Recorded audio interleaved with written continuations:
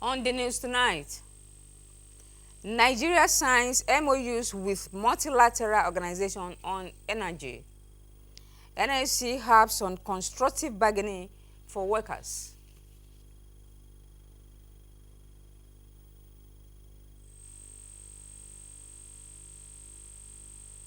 Thanks for joining us. I am Olanwumi Adeniji, and here are the details. Nigeria enters another strategic partnership with a leading European manufacturing factory and other multilateral partners for the production of lightweight solar panels after the signing of Memorandum of Understanding on the sidelines of COP28 in Dubai, the United Arab Emirates. Charles Alpha reports that this is coming barely hours after securing a deal on electrification.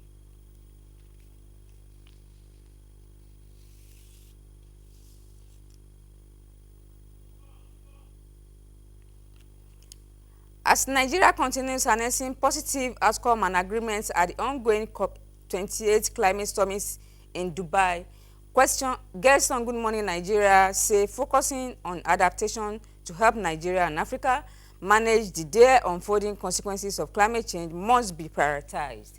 Lydia Sampson has more.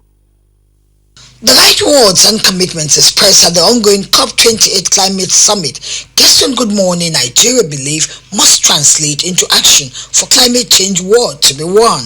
While experts are on the same page that attaining net zero emission is a brilliant target for the world, the models of operation on getting there for many differs. We are able to implement some of our commitments, and we are able to take our statements into actions.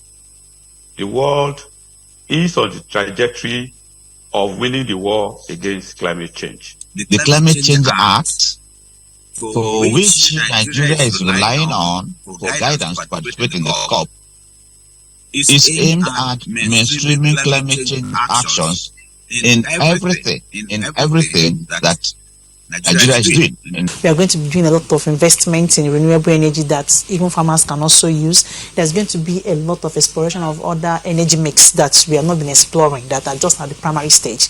Nigeria, the guest noted, must prioritize the country's peculiarities and interests for a just and seamless transition. The coming together of government and private sector at this gathering has opened tremendous opportunities for people to engage, at the bilateral level. What we need to do is focus on what we can do to adapt our people to the already present effects of climate change and the future impacts of climate change as well. And we need to prepare our farmers. We need to support our... The need to ensure justice in the journey to net zero by proactively making countries that are the greatest polluters contribute more in the remediations across the value chains. They urge the federal government, private sector and key players to intensify efforts at harnessing funds from the loss and damage funds for tackling ripple effects of climate change, especially in agriculture. In Abuja, Lydia Sampson, NTA News. The Nigeria Labour Congress is enhancing the skill of Nigerian workers in the heart of policy engagement. To this end, a 5-day symposium has been organized for the education of workers in labor management and trajectory of unionism in Nigeria. Densia Sunko completes the report. That signals the takeoff of the 2023 Nigeria Labour Congress Hamatan School under the theme Building Workers' Skills for Policy Engagement. It is a mentoring program through which the Nigeria Labour Congress enhances the skill of Nigerian workers in employer-employee relations and the art of social dialogue.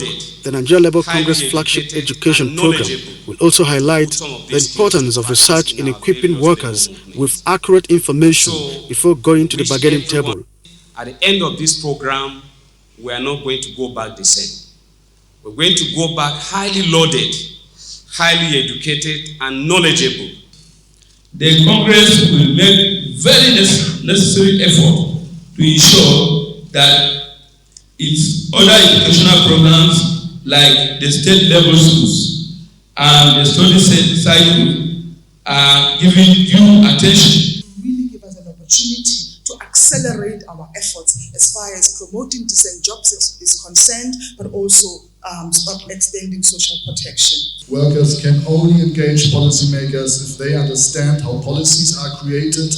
Labour union members from all the state chapters are expected to participate in this annual adult education. Well, we need to have more knowledge on what to do on our workplaces. About the policy engagement and how you can engage your employer. The Labour Congress also announced that certificate of participation of these schools will also serve as prerequisite for contesting any elective position in the Congress. In Abuja, Ignatius Nkwo, NTA News.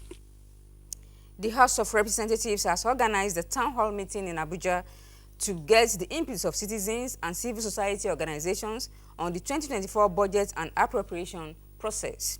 Speaker of the House, Tajuddin Abbas, at the opening of the citizens' engagement, expressed the commitment of the National Assembly to addressing the hardship being faced by Nigerians through a transparent and inclusive 2024 budget. And in the meantime, in Ogun State, the involvement of citizens in the decision-making process, especially government programs and policies, cannot be overemphasized. That is why the citizens are engaged in the budget preparation process to engender development across the state. Yemi Dalemo completes the report.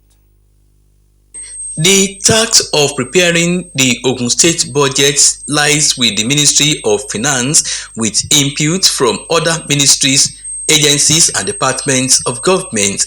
Aside from financing new and existing programs, the budget is the prime instrument for implementing fiscal policy.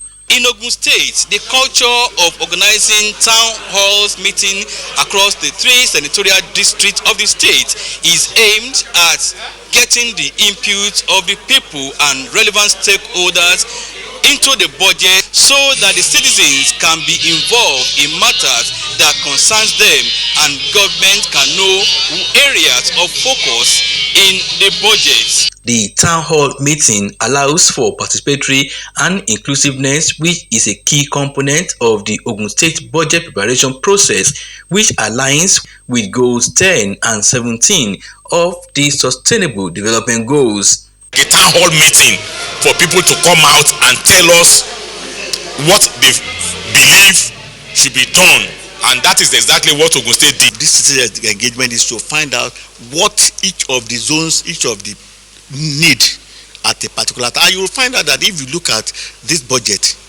the governor spoke about Atolusada. That was part of those things. The governor spoke about Abeokuta Ota. Those are what the citizens there spoke about. Yeah, the governor tried as much as possible to include very important infrastructural development from Ikene into this budget. Governor Dapo Abiodun, while presenting the state's 2024 appropriation bill of 703.028 billion naira before the State House of Assembly in Abeokuta, notes that the budget will be financed with both the federal allocation and the state's estimated GDP of 7.3 trillion naira, projected GDP rate of 3.30% and the inflation rate of 24.4%. What we normally do in Ogun State House of Assembly is to go for the trade, so that each and every one of us will be briefed properly by the Commissioner for Finance, Commissioner for Budget of the state and the Accountant General of the state. Thereafter, we now move to budget defense by the MDS. After budget defense, we go for the committee will sit on it properly, and after that we have the third reading and the passage. For the history of Ogun State, I've never seen the budget performed at 100%. But once you have a budget that, performed 75-80%, I think they have done well. With the internally generated revenue increasing all the time, you can be able to do that to achieve a balanced budget. In the 2024 budget of Ogun State, 209.9 billion naira is earmarked for infrastructural development, representing 30% of the total budget, while education is next with 109.2 billion naira, representing 16% of the budget. In Abeokuta, Yemi Dalimo for Dateline 360. Going on a short break now, we'll be right back with more reports. To stay tuned.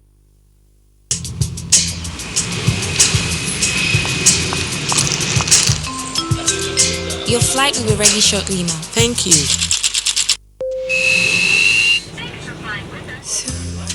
Breakfast in Paris. Lunch in London. This could be you. And there's more. Hey, Mai, tell them more. Of course. Now this is what I call a win. And this could be you too in the Globe Festival of Joy promo. By recharging 50,000 Naira or more within a month, you could be among our 100 winners who will win business class tickets from Lagos to Paris to London. If you recharge 100,000 Naira or more in a month, you could be one of the many winners of a premium bungalow in Nigeria. The more you recharge, the more your chances to win. How was your flight? Delicious.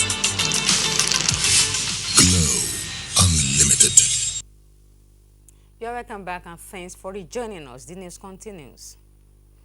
Following his success at the last general elections, All Progressive Congress is not taking anything for granted, as some party members are now putting heads together to prepare for 2027 general elections. A new group operating under the platform of the consolidated APC grassroots movement is mobilizing support for the party ahead of next elections.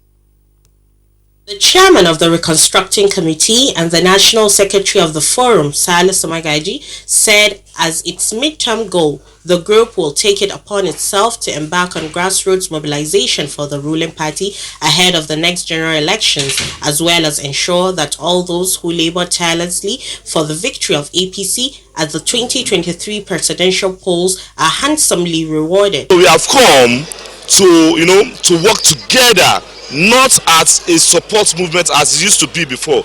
In the coming days and the coming months, spread into all nook and crannies. With this movement, we're saying Nigeria needs to occupy its place among the greatest. We really sacrificed so much for Asiwaju. We did so much. We sacrificed, we did a lot of things without nothing. But thank God there is a new sheriff in town. National Executive Committee members were sworn in with a mandate to strengthen the party at the grassroots. We're going to... The Director General NTA Saliu Abdulhamid Dembo says the organization will continue to support sporting activities of Team NTA with necessary incentives to sustain its leading role in the industry. The DG gave the assurance when he formally received the trophies won by NTA football team at the 2023 Swan Intermediate Sports Competition for the 6th consecutive time. Tokwe Alabi has one.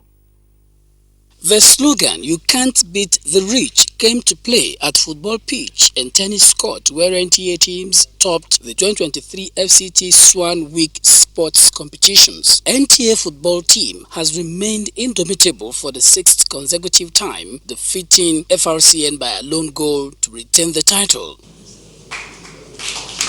At a formal presentation of the trophies to the NTA management, the Director General Salihu Abdulhamid Dembos believes it is not easy to retain the trophy for the 6th time and commended the teams for their resilience and consistency. On the part of the management, we will, of course, give you all the necessary support that you require,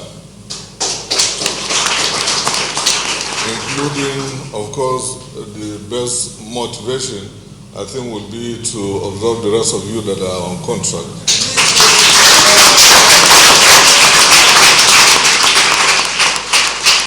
And in addition, you'll be cutting away with the sum of 500,000 naira.